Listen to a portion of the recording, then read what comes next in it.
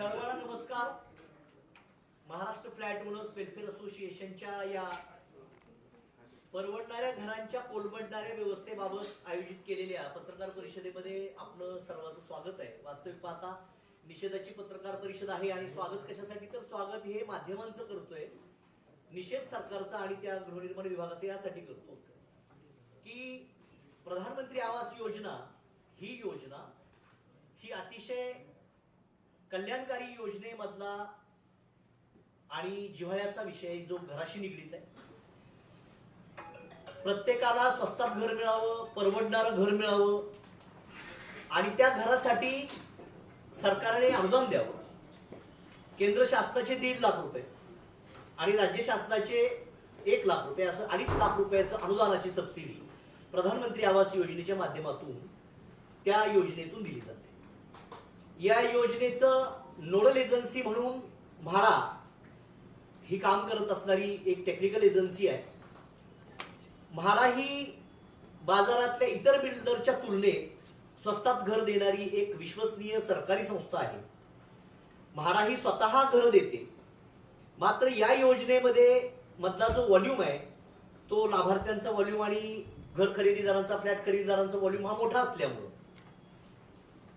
म्हाडाला त्यांची तेवढी स्ट्रेंथ नसल्यामुळं प्रायव्हेट पार्टनरशिप प्रोजेक्ट मधून बिल्डर कडून प्रपोजल मागवले जातात आणि ज्याच्याकडे स्वतःची जमीन आहे किंवा ज्यांनी जमीन उपलब्ध करू शकतो आणि त्या निर्धारित रकमेमध्ये परवडणाऱ्या घरांची जी निर्धारित रक्कम ठरवलेली आहे इकॉनॉमिक वीकर सेक्शनसाठी, त्या निर्धारित रकमेमध्ये जे घर देऊ शकतात त्यामध्ये 2.5 लाख रुपयाचं सबसिडी आणि परवडणाऱ्या घराच्या योजनेच्या निर्धारित चौकटीमधली घराची किंमत या दोघांचा वेळ घालून इकॉनॉमिक वीकर सेक्शनला गरिबांना परवडणारी घरं देण्याची केंद्र शासनाची राज्य शासनाची संयुक्त योजना आहे।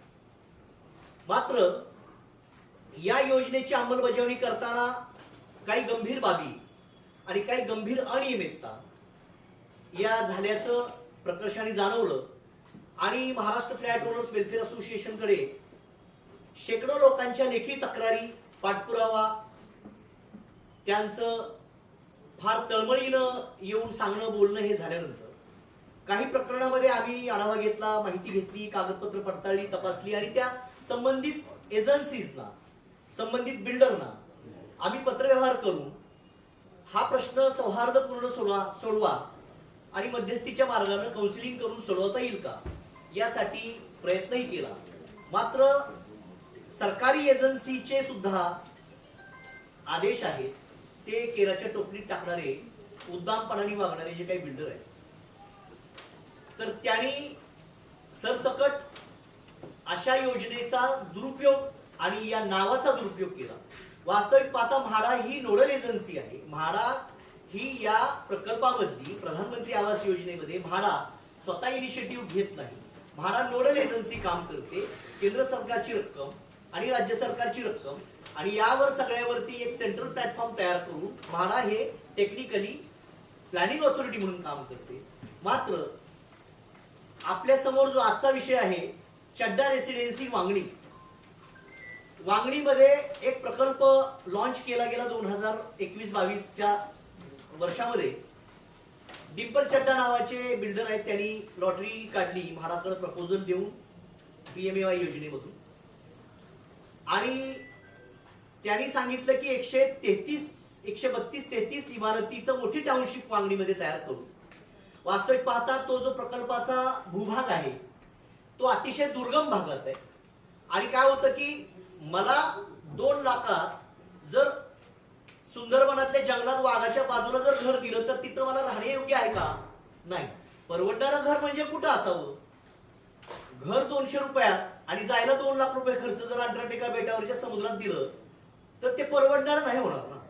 परवडणारं घर असलं तरी ते ऍक्सेसेबल पाहिजे आणि ह्यामध्ये असं झालं की परवडणारी घराची ही जी संज्ञा आणि व्याख्या तशीच ठेवली गेली, मात्र त्या किमतीमध्ये त्या चौकटीत बसून दुर्गम भागामध्ये जिथं गोगलगाय सुद्धा सरपटत जाऊ शकत नाही, कीटककृमी जाऊ शकत नाही, अशा ठिकाणी कुठल्याही वाहनाची सोय नाही, रस्ता उपलब्ध नाही, अशा ठिकाणी जमीन घ्यायची आणि परवडणाऱ्या घराच्या नावाने प्रकल्प, एखादी जमीन घेऊन ते जमीन तर स्वतःच्याच नावावर असते, त्या जमिनीचं एलिजिबिलिटी दाखवायची, प्रोजेक्ट मोठा दाखवायचा, म्हाडाच्या नावाचा सिम्बॉल वापरायचा. वास्तविक पाहता म्हाडा ही नोडल एजन्सी आहे, पण असं आभास तयार करायचा की ते म्हाडाचा जणू काही प्रकल्प आहे. लॉटरी आणि म्हाडा म्हटलं की लोकांना असं वाटतं की हे लॉटरीचं म्हाडाचं घर आहे. अनेकांना ह्या संज्ञा स्पष्ट होत नाही, म्हणून गैरसमजातून अनेक लोकांनी ही योजना ही म्हाडाची योजना आहे, गृहनिर्माण विभागाची महाराष्ट्र शासनाची योजना आहे असा आभास आणि गैरसमजातून लोकांनी लॉटरी 5-5 हजार रुपयेचं लॉग इन करून लॉटरी भरली. लॉटरीमध्ये सोडत काढली गेली. सोडतच्या नंतर कर्जाच्या प्रकरण दिली. प्रत्येकाचं सिबिल नीट केलं. सिबिल नीट नसेल तर त्याला ते पैसे भरून सिबिल नीट केलं. जुने कोणाचे कर्ज असतील ते भरले. आर्थिक भूर्दंड भरला आणि सिबिल नीट केलं. सिबिल नीट करून कर्जासाठी खेटे मारले. कर्ज मंजूर झालं. डाऊन पेमेंट दिलं बचतीतनं. आपल्या आयुष्यातली जी काही थोडी मोठी जमापुंजी होती ती बचतीतून कर्ज डाऊन पेमेंट भरलं. कर्ज काढलं पगारावर, सॅलरी सर्टिफिकेटवर, सरकारी किंवा खाजगी नोकरीच्या. ते कर्जाचे हप्ते आम्ही भरतोय. हा विषय चाललेला आहे. चड्डा रेसिडेन्सी वांगणी, डिंपल चड्डा नावाचे डेव्हलपर आहेत, बिल्डर आहेत. यांच्यावर पूर्वीही अशा पद्धतीचे हाऊसिंग स्कॅमचे आरोप पूर्वी झालेले. आज त्या चड्डा रेसिडेन्सीच्या या प्रकल्पाचा आणि गृहनिर्माण विभागाच्या परवडणाऱ्या घरांच्या कोलमडलेल्या व्यवस्थेचा निषेध आम्ही सगळे फ्लॅट खरेदीदार करत आहोत. या विभागाकडे हा सगळा ढिसाळ कारभार आहे. हे मोठ्या मोठ्या लोकांची नावं हा चड्डा डेव्हलपर घेतो आणि सरळ सरळ सगट गरिबांच्या माना मुरगळण्याचं काम या चड्डा डेव्हलपरच्या आणि बिल्डरच्या माध्यमातून सुरू आहे की काय अशी शंका करण्या इतपत आम्ही निष्कर्षावर पोहोचतोय. याच्यामध्ये मार्च अखेर घराचा ताबा देण्याचं वचन दिलेलं असताना 133 इमारतीचा टाउनशिप पोटी होती. टाउनशिप तयार झाल्यानंतर तिथं वेगवेगळ्या अमेनिटीज येतील, नागरी सुविधा येतील, रस्ते, गटारी, इतर हॉल असतील, सांस्कृतिक भवन असतील, प्लेग्राऊंड असतील किंवा इतर मानवी जीवनाला आवश्यक असणाऱ्या शाळा, क्रीडांगण, हे सगळं राहील असं अपेक्षा धरून लोकांनी तिथं हाऊसिंगसाठी फ्लॅटची गुंतवणूक केली. मात्र ताबा देण्याची मुदत संपून सुद्धा घराचा पाया देखील रचला गेला नाही आणि कर्जाचे हप्ते मात्र सरसकट वित्तीय संस्था घेत आहेत. यामध्ये म्हाडा, गृहनिर्माण विभाग, संबंधित डेव्हलपर आणि संबंधित बँकेचे फायनान्स देणारे जे काही ते टेक्निकल एक्सपर्ट आहेत, आर्किटेक्टनी ज्यांनी प्रमाणपत्र दिलं, कारण टप्प्याटप्प्याने जशी बिल्डिंग उभा राहते तशा टप्प्याटप्प्याने ते पैसे कर्जाचे दिले गेले पाहिजे. मात्र इमारतीचा पायाचा पत्ता नाही. मात्र वित्तीय संस्थांनी हे कर्ज दिले. हाऊसिंग स्कॅम बरोबर हा बँकिंग लोन फ्रॉड आहे. यामुळं तात्काळ गृहनिर्माण मंत्री एकनाथ शिंदे साहेबांना आमचं या आपल्या पत्रकार परिषदेच्या माध्यमातून आणि आपल्या सर्व पत्रकारांच्या आणि माध्यमांच्या माध्यमातून आम्ही विनंती करतो की अतिशय गरीब कुटुंबातील, वीकर सेक्शन मधील हे कुटुंब आहेत. परवडणाऱ्या घराच्या आणि म्हाडाच्या आणि गृहनिर्माण विभागाच्या महाराष्ट्र शासनाच्या नावावर विश्वास ठेवून अनेकांनी, हजारो कुटुंबांनी याच्यामध्ये पैसे गुंतवलेले आहेत.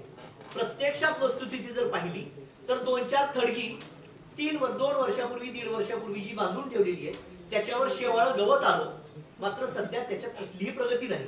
सुरुवातीला ज्या वेळेला ह्या प्रकल्पाची जाहिरात करायची होती त्यावेळेला जसं काय आता रशियाचे आणि जपानचं युद्ध सुरू झालंय, एवढ्या ताकदीनं मशिनरी वगैरे डेमो दाखवला, इतके फास्ट कामगार फिरत होते, इतक्या मशिनरी फिरत होते, हे सगळं जाहिरातीत, व्हिडिओमध्ये, डेमोमध्ये दाखवलं, जेणेकरून लोकांना असं वाटलं की आता हे 2च महिन्यात घर मिळतं की काय, आणि मी नाही लॉटरी भरली तर मी राहतो की काय, असा इनसेक्युरिटीचा आणि लोकांच्या मनात असा भाव तयार झाला. आणि सगळ्या बाबतीत शितापीड सगळ्या यंत्रणांचा आणि सगळ्या चिन्हांचा, सरकारी नावाचा गैरवापर करून, अनुचित वापर करून या चड्डा डेव्हलपरच्या माध्यमातून आणि गृहनिर्माण खात्याच्या दुर्लक्षामुळे अनेक फ्लॅट धारकांची, शेकडो हजारो फ्लॅट धारकांची फसगत झालेली. हे हिमनगाचं टोक आहे. आमच्याकडे आलेल्या तक्रारी साधारण 200च्या पुढे आहेत. मात्र ज्यावेळेला त्यांनी हे प्रकल्प डिंपल चड्डानी हा प्रकल्प सुरुवातीला लॉन्च केला होता त्यावेळेला 26,000 लोकांना घरं देणार असा त्यांनी संकल्प करून पत्रकार परिषद घेऊन मोठ्या जाहिराती केल्या. पूर्ण रेल्वेच्या ट्रेन लोकल गाड्याच्या भाडाच्या जाहिरातीनं भरल्या आणि रांगा करून लोकांनी लॉटरीसाठी पैसे भरले. आणि एवढं सगळं करून आज प्रत्यक्षात वस्तुस्थितीमध्ये त्या प्रकल्पाच्या ठिकाणी काहीही नाही. आणि ट्रान्सपरंटली काय प्रोजेक्ट आहे, किती तयार झालंय, अनुदानाची किती रक्कम गेलेली आहे, त्याच्यातली जी थर्ड पार्टी टेक्निकल एजन्सी आहे त्या एजन्सीनी अशी कसलीही पडताळणी केली की नाही, या बाबतीत पारदर्शीपणाने फ्लॅट खरेदी करताना ना सरकारी विभाग ना डेव्हलपर हे कोणीही कसल्याही प्रकारे याच्या बाबत कुठलीही माहिती पारदर्शीपणाने द्यायला तयार नाही. प्रत्यक्षात प्रकल्पामध्ये ज्यांनी पैसे गुंतवले त्यांचा अनुभव ऐका. नाव सांगू.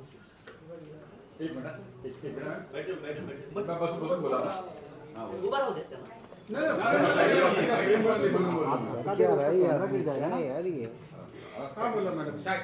नमस्कार, मी पायल निषाद. मी चड्डा रेसिडेन्सी इथे 2021 मध्ये यांची लॉटरी निघाली होती. तेव्हा मी लॉटरीमध्ये नाव टाकलं होतं. त्यांनी असं लॉटरीमध्ये म्हणजे सांगितलं त्यावेळी की ज्यांचं पूर्ण भारतात म्हणजे कुठेही स्वतःचं घर नाहीये अशी लॉटरी यांनी काढली होती. तर त्यावेळी आम्ही 5,000 देऊन तिथे आम्ही लॉटरीमध्ये नाव टाकलं आमचं. आणि त्यानंतर मग लॉटरीमध्ये नाव टाकल्याच्या नंतर काही 1 वर्षानंतर आमचे बिल्डरने म्हणजे 2022 मध्ये आमचे रजिस्ट्रेशन आणि बँकेचे हप्ते वगैरे चालू केले. बँका पण ह्यांच्याच. बँका आम्ही बोललो की आम्ही आमच्याकडून लोन करतो, नाही. बँका म्हणे की आमच्याकडेच तुम्ही लोन करायचं, आम्ही सगळं तुम्हाला करून देणार. त्यानंतर मग झाली 2 महिन्याच्या नंतर मग रजिस्ट्रेशनची प्रोसेस झाली 2023 मध्ये. आणि मग त्याच्यानंतर आमचे हप्ते चालू झाले. ते आता 2026 पर्यंत अजून आम्ही फक्त हप्तेच भरतोय. नाही करून ते 2 ते 2.5 लाखापर्यंत फक्त आम्ही प्री EMI भरून झाले आतापर्यंत. बँकेला जेव्हा आम्ही सांगतो की आमची मुद्दल चालू करा, पण बँक ते पण ऐकायला तयार नाहीये. बँक बोलतात नाही, जेव्हा तुमच्या हातात चावी देण्यात सेकंड डे आम्ही तुमचे मुद्दल अमाऊंट चालू करणार. प्लस आता तिकडे 5-6 वर्षांमध्ये फक्त 4च बिल्डिंग बांधलेल्या आहेत तिकडे बिल्डरने, फक्त 4. आणि 133 हा प्रोजेक्ट आहे त्याच्यामध्ये त्यांनी फक्त 4 बिल्डिंग बांधल्यात. आणि दर 6-6 महिन्याला 2-2 महिन्याला एकच सांगतो, आता गणपतीला पोझिशन देणार, दिवाळीला पोझिशन देणार, पाडव्याला पोझिशन देणार. बस फक्त हे 5 वर्षामध्ये त्याने हेच केलेलं आहे एवढं. आणि माझा जिकडे जो प्रकल्प आहे तो एक 72.5 एकर मध्ये तिकडे फक्त खड्डा खणलेला आहे. त्याचे फक्त तुम्ही बोलाल तर फक्त मी त्या दगडाचे पैसे तिकडे फक्त प्री EMI 2 ते 2.5 लाख पर्यंत आता भरलेला आहे. बाकी काहीच तिकडे काम कसलं काही झालेलं नाही. बस. आणि एवढं आम्हाला हे आहे की MFकडे आम्ही आलो की आम्हाला न्याय मिळावा. मॅडम तुमची मागणी काय? हा? तुमची मागणी काय? एक मिनिट, पहिलं सगळ्यांचं होतं. प्रश्न उत्तर घेऊ द्या. थोडस थोडंसं नॅरेशन होतं. नंतर मग काय नाही, आम्ही तुमचा विषय विसरणार आहोत. स्ट्रोक तुम्ही काय ते पॉइंट सबमिशन. नमस्कार, मी योगेश शिरसाट. मी सुद्धा चड्डा रेसिडेन्सी या प्रकल्पामध्ये म्हाडा अंतर्गत फॉर्म भरला, लॉटरी लागली आणि त्यांनी सांगितल्याप्रमाणे 2021 पासून पूर्ण फॉलोअप घेतोय. रजिस्ट्रेशन झालं, लोनची प्रोसेस झाली, प्री EMI भरतोय. परंतु माझ्या घराचा, माझ्या फ्लॅटचा फाउंडेशन सुद्धा त्यांच्याकडे रेडी नाही. आणि आम्हाला फक्त IFL वाले त्रास देत आहेत. यांच्याकडनं फोन येतात की तुम्हाला चेंज करून देऊ आम्ही, तुमचं नाही येतं आम्ही तुम्हाला फ्लॅट देऊ. परंतु या सर्व ऐकण्याच्या गोष्टी झाल्या आणि आम्हाला आता बॉदरेशन झालंय. आमची फसगत झालेली आहे. आणि या फसगतीमध्ये आम्ही आता बँकेकडे बघायचंय, घराचं बघायचंय, कुठे बघायचं आम्ही, की आमचा जॉब बघायचा आम्ही सर्वसामान्य माणसं आहोत. आणि या प्रकल्पामध्ये आम्हाला फक्त नाहक मनस्ताप झालेला आहे. आणि आमची एकच विनंती आहे साहेबांकडे, आम्ही त्याचसाठी आलेलो आहोत की आम्हाला न्याय मिळावा. धन्यवाद. नमस्कार, माझं नाव संजित चौकेकर. मी 2021 साली लॉटरीमध्ये नाव टाकलेलं की मला माझा नंबर लागला. मी 2023 पासून झालं रजिस्ट्रेशन. माझी 93 बिल्डिंग आहे. ती बिल्डिंग कम्प्लीट आहे, पण त्याच्यामध्ये पाणी नाही आहे, काही नाही. अगोदर मीटर बसले, त्याचं लाईट बिल मी भरलेलं आहे. आणि मला बँकवाल्यांनी आता नोटीस पाठवली आहे. मी IPOचे हप्ते थांबवलेले आहेत. माझ्याकडे IPOच्या मॅचवर गेलं की तुम्हाला पैसे भरायला लागतील, काही काळात तुम्ही पैसे भरा. मी आता बिल्डरला फोन केला ऑफिसमध्ये, मग त्याला अजूनही वेळ लागेल तुम्हाला पोझिशनला, पण बिल्डिंग रेडी आहे. पण ती 90% त्याची अजून पूर्ण अशीच पडलेली आहे ती. तर काही उपयोग नाही आहे तिथे राहण्यासारखा तिथे. आणि आता बोलले की तुम्हाला गणपतीला देणार पैसे. आता 15 पडल्या त्यांनी मिटिंग लावलेली, मला फोन केला ऑफिसमधून, मी गेलो नाही. पण त्यांनी असं कळलं की आता 15 सप्टेंबरला देतो पोझिशन, पण ते पाणी नाही, लाईट नाही, हे रहदारी नाहीये, माणूस जाणार कसा तिथे राहायला. आणि तिथे आम्हाला कोणी जात देत नाही. आम्ही सर्व मानामध्ये पण गेलो, ते पण काय आम्हाला सांगण्यात उत्तर देत नाहीये. शहरामध्ये कडसर कंप्लेंट केली, तिथून काय दाद येत नाहीये. शेवटी मी महाराष्ट्र प्रेसच्या असं यांच्याकडे आलो, त्यांनी 2 मिटिंग आयोजित केल्या, ते व्यवस्थित हे केलं, आम्हाला सहकार्य केलं. आणि पुढे सहकार्य करण्याची आमची अपेक्षा ठेवून हे आम्ही आलेलो आहे.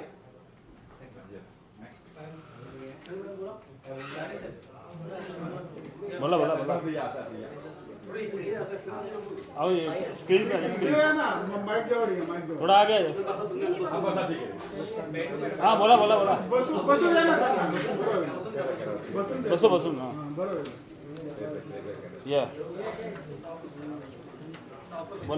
बोला नमस्कार, मी रोहिणी जगताप. मी चड्डा डेव्हलपर्स विथ म्हाडाचा टायप आहे असं कळल्यामुळे मी तिथे म्हणजे लॉटरीचे पैसे भरले. तर स्टार्टिंगला जेव्हा मी पैसे भरले ना, तर मला सांगितलं माझ्या भावाने आणि आम्हाला वाटलं स्वस्तामध्ये घरं मिळत आहेत, त्याच्यामुळे आम्ही म्हटलं करूया, तिथे होऊन जाईल आपलं घर. म्हणून आम्ही माझ्या भावाने आणि मी दोघांनी पैसे भरले. तर आम्हाला डायरेक्ट लॉटरी देतो असं सांगून आमच्याकडून लॉटरी लागण्या अगोदर 10,000 आणि लॉटरी मिळाल्यानंतर 10,000 असे एक्स्ट्रा पैसे घेतले आमच्याकडून. आणि नंतर मग एकच रूम, मला A93 मध्ये 302 असं 3rd फ्लोअरवरती रूम दिला होता. तर तोच रूम, सेम रूम आणखीन एका व्यक्तीला अलाउट केला होता. तर मग 2 रूम म्हणजे एकाच रूमचे 2-2 जणांना कसं काय तुम्ही देणार. त्याच्यामुळे भरपूर वाद झाला. आम्ही तिथे बोललो, तर आम्हाला तिथे समजवलं, म्हणजे त्यांचे जे मॅनेजर आहेत मोरे साहेब म्हणून, त्यांनी समजवलं की नाही ते असं होतं, एवढा मोठा प्रकल्प आहे, थोडासा गोंधळ होता, तुम्ही समजून घ्या. असं करून आम्हाला समजावून ना त्यांनी मला म्हटले तुम्हाला चांगला व्ह्यू असलेला दुसरा रूम देतो. पुन्हा त्यांनी मला 107 मध्ये माझ्या भावाने ऑन द स्पॉट तो फ्लॅट कॅन्सल केला, नको मला म्हणून. पण मला समजवल्यामुळे मला घराची गरज होती. तर मी म्हटलं की ठीक आहे की आता काम चालू आहे, एवढ्या जोराने तर मिळेल. मग त्याच्यामुळे मी काही कॅन्सल केलं नाही. मी म्हटलं राहू दे, मिळेल मला ते पुढे जाऊन. पण आता मी 3,50,000 सेल्फ पेमेंट केलेलं आहे. तरी पण अजून माझं रजिस्ट्रेशन नाहीये किंवा कामाचंही काहीच नाही, तिथे काहीच झालेलं नाहीये. फक्त एवढंच सांगतायत की ह्या महिन्यात मिळेल, त्या महिन्यात मिळेल, असं करत 2021 पासून आता 2026 झालं, पण अजून आम्हाला पोझिशनचंही काहीच नाही आणि रजिस्ट्रेशनही झालेलं नाही. बस बोला सर. नमस्कार, माझं नाव नामदेव भागोजी लाने. मी सप्टेंबर म्हणजे ह्याच महिन्यामध्ये गेला 2021 साली सप्टेंबरमध्ये माटोवर रेल्वे स्टेशनवरती त्यांचं माटो रेल्वे शॉप आहे, रेल्वे वर्कशॉप आहे, तिथे त्यांची ॲड बघितली होती की मुंबईमध्ये स्वस्त आणि मस्त घरे 5,61,000 याची मी ॲड बघितली. मी लगेच त्यांना कॉन्टॅक्ट वगैरे केलं. तर माझं सुनील मोरेशी कॉन्टॅक्ट झालं. त्यांनी आम्हाला काही तारीख दिली, आमच्या ते गेलो तर ऑनलाईन आम्ही रजिस्ट्रेशन फी 5,000 रुपये होती, ते आम्ही भरलो होतं. नंतर माझा नंबर पण लागला. मग त्यांनी आम्हाला गावाही दिली तिकडे की 2021ला तुमचं लॉटरी लागलेली आहे, 2024पर्यंत तुम्हाला आम्ही कसंही करून रूमचं पैसे देऊ. ते म्हणलं सर खूप चांगली गोष्ट आहे. म्हटलं मुंबईत घर पण नाही, आपलं घर होऊन जाईल. मग त्याच्यावरती आम्ही वाट पाहिली. आमचं रजिस्ट्रेशन पण झालं. लगेच माझं पुढच्या म्हणजे रजिस्ट्रेशन झाल्यानंतर लगेच म्हणजे माझा EMI जो IIFLचा मी लोन केलं होतं ते स्टार्ट झालं. पहिला हप्ता मला 2,000 पडला. असं IIFचा हप्ता वाढत माझा आता 5,500चा EMI वाढला. पण रूमची कंडिशन अजून तशीच आहे, मला रूम भेटला काहीच नाही. फक्त IIFLचे हप्ता वाढत गेले. मी मोऱ्यांना कॉन्टॅक्ट केला की सर IIFLचा हप्ता वाढत जातोय, पण तुम्ही का मला रूमची ताब्यात देत नाही, रूम ताब्यात देत नाहीत. त्यांचं तर एकच असतं गोल वचन, आम्ही या गणपतीला देऊ, पुढच्या दिवाळीला देऊ, पुढच्या शिमग्याला देऊ. असं करता 6 वर्षे घालवली तरी अजून रूमचा ताबा दिला नाहीये. प्लस आम्ही त्यांना मध्ये एक लेटर सुद्धा पाठवलं होतं मीटिंगसाठी की आपण दोघं आपण तुमचं आणि आमचे जे काही आमचे रूम ओनर्स आहेत की आपण बसं याच्यावरती काहीतरी विषय करूया, चर्चा करूया. पण त्यांनी आम्हाला काही रिप्लाय दिलाच नाही. शेवटी रूम ओनर जो आम्ही आहे ते असे राहणार का शेवटपर्यंत झोपडपट्टीमध्ये वगैरे नाला गटरामध्ये आम्ही त्यांना रिस्पॉन्स करतो की आता तुम्ही आम्हाच्याशी बोला, आम्हाला तर कळेल तुमची समस्या काय आहे. ते मुंबईत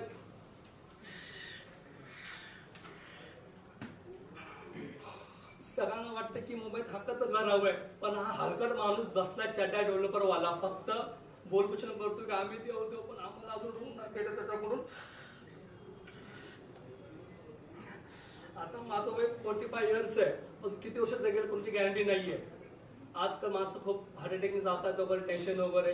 तर मला असं वाटतं की माझं जर जीव जगला तर माझी बायको पण रस्त्यावर येते, कारण माझं मुंबईत घरच नाही स्वतःचं. एकच आशा पकडली होती आम्ही की आम्हाला मुंबईत स्वस्तात घर भेटेल. त्यांचा आता मध्ये आम्हाला फोन आला होता की तुम्हाला 15 ऑगस्टला त्यांनी बोलवले, चावी वाटपाचा कार्यक्रम होणार आहे. तर आम्हाला माहिती आहे की चावी वाटपाचा कार्यक्रम असं त्यांनी आम्हाला बॅनरवर दाखवले असते, तर काहीच झालं त्यांच्याकडून. मी फक्त एवढीच आशा करतो आगड साहेबांना की सर तुम्ही आम्हाला लवकर करून तुम्ही आम्हाला द्यावा सर, हीच आमची अपेक्षा आहे. कारण आम्हाला चड्डावरून कुठलीच अपेक्षा नाहीये चड्डाकडून. आमची अपेक्षा फक्त एकच माणसाने लागली आहे, आरगड साहेबांकडे. तर तुम्हाला आमची कडची विनंती आहे की तुम्ही आमचा लोक आम्हाला रोजचा ताबा द्यावा. धन्यवाद सर. जीवन सर तुमचं मागणी काय आहे?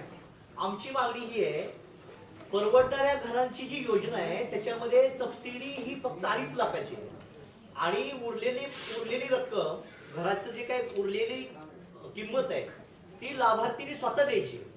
आणि जर व्याजच 5 लाख झालं तर त्या सबसिडी नलिफाय झाली ना. व्याजाची किंमत जास्त आणि सबसिडीची किंमत कमी झाल्यानंतर परवडणारं घर नव्हे तर ओरबडणारं घर होईल. ते ओरबडणाऱ्या घराची योजना आहे का परवडणाऱ्या घराची योजना आहे हे गृहनिर्माण विभागाला विचारलं पाहिजे. आणि आमचं एकच मत आहे की म्हाडा आणि टेक्निकल एजन्सी आणि बँक यांची संयुक्त बैठक घेऊन हाऊसिंग मिनिस्टर एकनाथ शिंदे साहेबांनी या विभागाकडे प्रत्यक्षात पटपट लक्ष देऊन हे सगळं सोडवलं पाहिजे. कारण ते मुख्यमंत्री असतानाच्या काळातच त्यांनी ही योजना सुरू केलेली आहे. ते एकनाथ शिंदे साहेबांचं नाव घेऊनच हा चड्डा डेव्हलपर महाराष्ट्रात आलाय.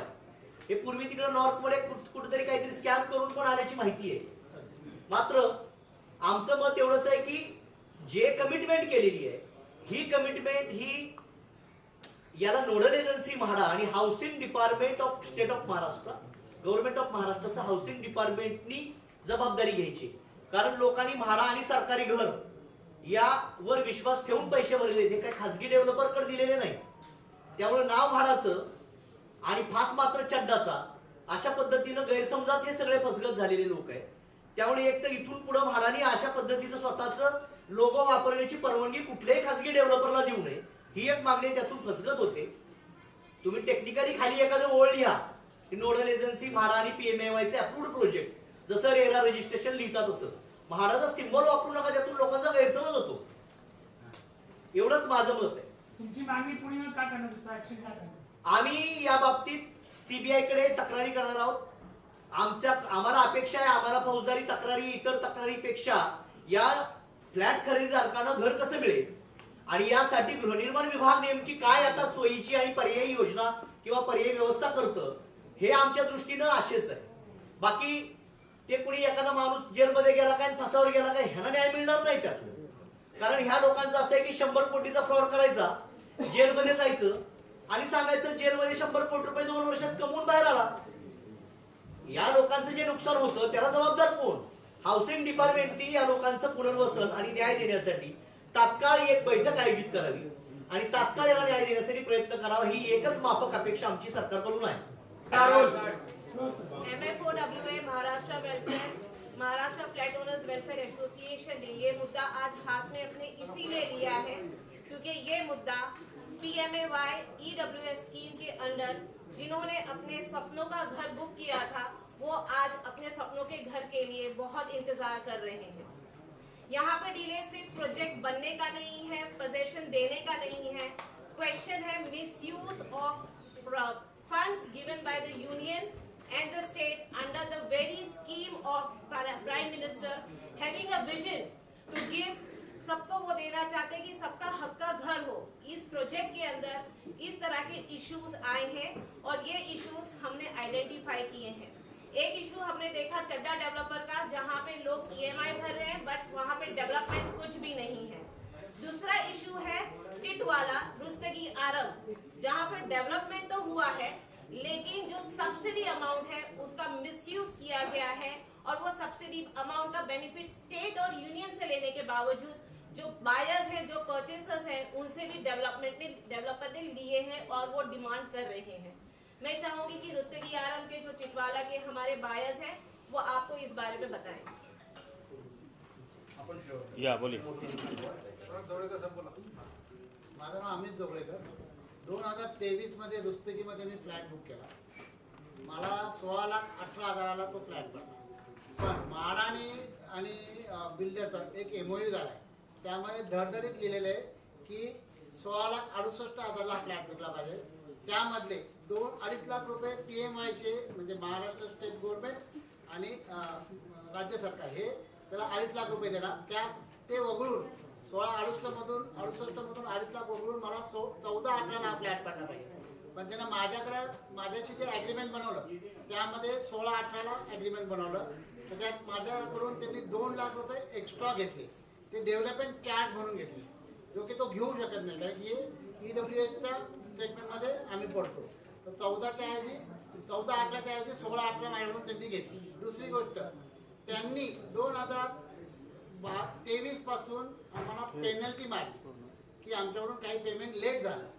पण आमच्याकडून जेव्हा पहिलं पेमेंट माझं गेलं होतं 2023ला, त्यानंतर 2 महिन्यात 1 महिन्यात किंवा 6 महिन्यात मला कळवायला पाहिजे होतं की तुझं पेमेंट लेट झालंय, तर मी पुढचे पेमेंट त्यांना व्यवस्थित बँकेकडून दिले असते. त्यांनी ते काही न करता 2025 मध्ये नोटीस काढली आणि 16,000ची मला नोटीस पाठवली. 16,500ची नोटीस पाठवली की तुमचं लेट झाल्याबद्दल तुम्हाला 16,000ची पेनल्टी पाठवतो. माझ्यासारख्या काही लोकांना 1 लाख 1.5 लाख अशी पण नोटीस आलेली आहे की तुम्ही पेनल्टी भरा म्हणून. मी पोझिशन अजून घेतलेलं नाही, OC आलेलं नाही, फुल OC, त्यामुळे मी अजून पोझिशन नाही घेतलं. पण तो OC न आल्यामुळे बऱ्याच लोकांना अंडरटेकिंग लिहून देते की तुम्हाला फ्लॅटची गरज आहे, तुम्ही माझ्याकडे रिक्वेस्ट करताय म्हणून फ्लॅट तो देतोय त्यांना, आणि ते लोक राहायला पण गेलेत. पण आम्ही बरेचसे लोक असे आहेत की ज्यांनी आमचं फ्लॅट नाही घेतले. आम्ही त्याच्याकडे मागणी करतोय की OC फुल OC द्या, पाणी द्या KDMCचं, तेव्हा आम्ही कारण की तिथं बोरिंगचं पाणी एवढंच. ये सब्सिडी है, सब्सिडी अमाउंट वाज अग्री. एक MOU एंटर हुआ था between MHADA end the developer. उसमें क्लियरली मेंशन है कि एक कैप अमाउंट फिक्स की गई थी EWS स्कीम के अंदर कि आप इनसे इतना ही अमाउंट ले सकते हैं. दैट कैप अमाउंट वाज 16,68,000 फॉर ईच यूनिट, जिसमें से आपको सब्सिडी माइनस करके that is 2.5 lakh for each unit, वो होता है टोटल अमाउंट हमारा 14 lakh rupees, 14.18 lakh rupees for each unit. ये ना लेते हुए उन्होंने 16 लाख प्लस अमाउंट डिमांड किया. किसी से 16,68,000 रुपए लिए, किसी से 17 लाख रुपए लिए, किसी से 17,99,000 रुपीज डिमांड किए. डेवलपमेंट नहीं हुआ टाइम पे, पेनल्टी चार्जेस भी वो मांग रहे हैं. इसका क्लियर मीनिंग है कि वो मिसयूज ऑफ पावर कर रहे हैं जो उनको दिया गया है under a very well non scheme of PMAY. The vision of prime minister विद द स्टेट एंड यूनियन का वो मिसयूज कर रहे हैं, जिसके खिलाफ हमने कंप्लेन भी की थी. वो कंप्लेन हमारी गई थी chief vigilance security officer MHADA. उनकी ऑब्जर्वेशन है 13/1/2026 को, जिसमें उन्होंने डायरेक्ट किया chief officer Konkan housing and area development board Mumbai, stating clearly that कि अगर यहाँ पे डेवलपर ने किसी से भी 14,18,000 से ज्यादा पैसे लिए हैं तो उनके अगेंस्ट चीटिंग की FIR की जाए. और ये एक घर का इशू नहीं है, यहाँ पे मोर देन 600 यूनिट्स ऐसे पास किए गए हैं स्कीम के अंदर. तो ये जो घोटाला, it is more than 15 to 16 CR taking the undue advantage of the scheme and the benefit in their pocket, which has to be gone to the end users, that is the citizens of India under the scheme. Hence the MFOWA is supporting them, and we are becoming their voice and want to bring into the notice that such irregularities should be taken into consideration by the state authorities like Mahada and RERA, and pure action should be taken against such developers. MHADA ने जिस तरह से जो order KIA हुआ है, क्या उस पर FIR हुई है? जी नहीं। महाड़ा ने डायरेक्शन दिया है कोंकण डिवीजन चीफ ऑफिसर को। अब उस पे इंक्वायरी है जहाँ पे क्लियरली मेंशन किया है अगर उन्हें 14.18 लाख से ज्यादा अगर पैसे लिए हैं तो इनके अगेंस्ट चीटिंग का केस दर्ज कीजिए। It is case pending now. जनवरी से ये मामला पेंडिंग है, जनवरी से ये ऑर्डर पेंडिंग है, तो अब तक कोई कार्रवाई उस पे आगे बढ़ी है Konkan division Konkan housing and area development से, उसके बारे में हमारे पास कोई नहीं अपडेट नहीं हम लोग गए थे विशाल राठौर साहब से मिलने, जो सीईओ है माडा के, तो उन्होंने बोला हमने फाइल आगे बढ़ा दी है, तो संजीव जायसवाल साहब के पास गए, उनके पास ये अथॉरिटी है, वो एक्शन ले सकते हैं। हम लोग हर हफ्ते एक बार राउंड मारते ही है। उनके असिस्टेंट है मिस्टर देशपांडे, उनके थ्रू अपॉइंटमेंट ले सकते हैं, ना अपॉइंटमेंट देते ना मिलते हैं, तो अपॉइंटमेंट मिलती ही नहीं। कितनी बार हमने अभी तक 2 साल में कम से कम 20-25 बार तो हम लोग माड़ा में गए, लेकिन कभी अपॉइंटमेंट मिलते रहे। पहली जो माड़ा के ऑफिसर थे रेवती गायकर, उन्होंने भी सेम स्टेटमेंट दी थी कि 14,18,000 से तो 1 रुपया भी किसी भी कस्टमर से ज़्यादा नहीं ले सकता।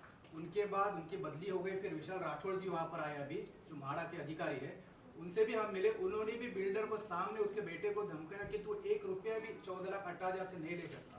फिर बाद में उन्होंने बोला कि उसके ऊपर हम केस करेंगे। केस के लिए जो ऊपर के उनके चीफ है संजीव जी जायसवाल, उनके पास हम जा रहे हैं अपॉइंटमेंट के लिए कि भाई उनके ऊपर केस करो। हम केस करा चाहते हो, कोई उसका जवाब नहीं, मिलते ही नहीं है। अडवाणी साहब, एक चीज देखने को मिलती है, जब भी इस तरह के स्कैम होते हैं तो इसका सोल्यूशन तो होता नहीं, टू बी वेरी ऑनेस्ट। उनको जेल होती है वगैरह, जैसे आपने खुद नहीं माना, तो आपको लगता है कि कहीं ना कहीं देश में बहुत ही कड़क कानून की आवश्यकता है, जिसके कारण जो इस तरह के बिल्डर्स गरीबों का हक छीनते हैं उसके ऊपर लगाम लग सके। विलिंगनेस ऑफ गवर्नेंस, जो शासक है उनकी अगर तीव्र इच्छा हो तो ये दे सकते हैं। इनको जेल में डालना, इनके ऊपर एफआईआर करना ये हल नहीं है।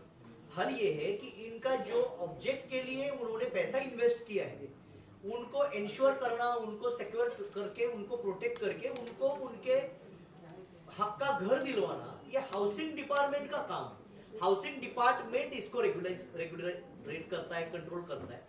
तो हमारी मांग ये है कि हाउसिंग डिपार्टमेंट इसकी जिम्मेदारी लेके उनको अल्टरनेटिव एकोमोडेशन दे। उनके ऊपर एफआईआर होना वो क्रिमिनल एक्शन हो गई। But what about the civil right? The civil right we want their right of the accommodation, right of the shelter. आपकी दोनों बातों के अंदर, इसके पहले वाले मामले में भी और इस मामले में भी, आपने सरकारी अधिकारियों के खिलाफ भी कंप्लेंट डाली है, क्योंकि बिना सांठ-गांठ के ये चीज नहीं हो सकती। सरकारी अधिकारी अपना नोटिंग और अपना डॉक्यूमेंट रख के सिर्फ निग्लेक्ट करते हैं। ऑन डॉक्यूमेंट सरकारी अधिकारी अपना अपना एक लेटर देते रहते, रिमाइंडर देते रहते। अभी जैसे बात किया इन्होंने, वो रायकर मैडम ने और राठौड़ जी ने जब कंप्लेंट किया कि जो फ्रेम है, फ्रेम से ज्यादा पैसा मांग रहे हैं डेवलपर बिल्डर, जब पोजेशन का टाइम आ रहा है तो लोगों को आप ज्यादा पैसा मांग रहे हो, तो ये मिस एप्रोप्रिएशन ऑफ फंड हो गया, उसका मिसयूज भी हो गया। लेकिन जब इन्होंने शिकायत की, शिकायत के बाद एक मीटिंग लिया, नॉट ए हियरिंग, दैट वाज जस्ट अ मीटिंग। मीटिंग लेने के बाद मीटिंग में उन्होंने एक नोटिंग तैयार करके रखा। क्यों? ये जब सब कर रहे हैं तो सरकारी अफसरों के ध्यान में सब कुछ आ रहा है, नोटिस में सब कुछ आ रहा है, लेकिन वो एक कागज तैयार ऐसा करके रखते हैं कि हमने तो हमारा काम किया था, कागज पे काम किया, इंप्लीमेंटेशन नहीं किया। तो ये नरोवा कुंजरो हो गया। हाथी गया क्या इंसान गया मालूम नहीं, तो गया तो कोई गया। इसलिए सरकारी अफसर इसमें अपना अपना रिकॉर्ड तैयार करके साइन लेके रख देते हैं टेबल में। पिस्ता कौन है? पिस्ता है बेनिफिशियरी। तो इसलिए सरकारी अफसर इसमें शामिल है, लेकिन वो इन्वेस्टिगेशन करना, उसका क्या निकालना है, उसमें क्या कार्रवाई होगी, इससे इनको घर नहीं मिलने वाला है। घर मिलने के लिए हाउसिंग मिनिस्टर की विलिंगनेस चाहिए। हाउसिंग मिनिस्टर सेंसिबल और संवेदनशील एक अच्छे इंसान है एकनाथ शिंदे जी। तो एकनाथ शिंदे जी ने आज तक बहुत हेल्थ लोगों को असिस्ट किया, आरोग्य योजना बहुत अच्छे से निभाई है। तो इन्होंने ये जब हाउसिंग डिपार्टमेंट उनके लीडरशिप में और इन्होंने इनिशिएटिव लेके, अगर वो इनके इंचार्ज है, कैबिनेट मिनिस्टर हाउसिंग के एकनाथ शिंदे जी है, वो डिप्यूटी चीफ मिनिस्टर है, पावरफुल मिनिस्टर है, उनके एमएलए है, उनका खुद का पार्टी है। ये सब होने के बावजूद भी अगर इनको जस्टिस नहीं मिलेगा तो उन्होंने ये मामले में ध्यान देना चाहिए। ये हमारा एक प्रेयर क्लियर है। लास्टली क्या कुछ कहेंगे सर आप, क्या कैसे क्या काम मांग रहे हैं, लास्टली क्या कुछ कहेंगे इस मामले को लेकर जस्टिस कैसे मिलेगा? Justice. लास्टली हमको ये समझना चाहिए कि हम किसी डेवलपमेंट के अगेंस्ट नहीं हैं। हम डेवलपमेंट की अकाउंटेबिलिटी किसकी है? डेवलपर की, जो एक स्टेट और यूनियन के स्कीम के तहत एक प्रोजेक्ट लॉन्च किए हैं। अगर वो प्रोजेक्ट कंप्लीट नहीं होता है तो हमारी रिक्वेस्ट है इस प्लेटफॉर्म से कि स्टेट गवर्नमेंट जो रिस्पॉन्सिबल है वो इसको टेक ओवर करे, डेवलपर को चेंज करे, उनसे जो रिकवरी करना है वो करे और प्रोजेक्ट को साइमल्टेनियसली सक्सेसफुल करे, ताकि जो विजन है PMAY का वो हम अचीव कर सके और सबको सबके हक का घर मिले। Thank you.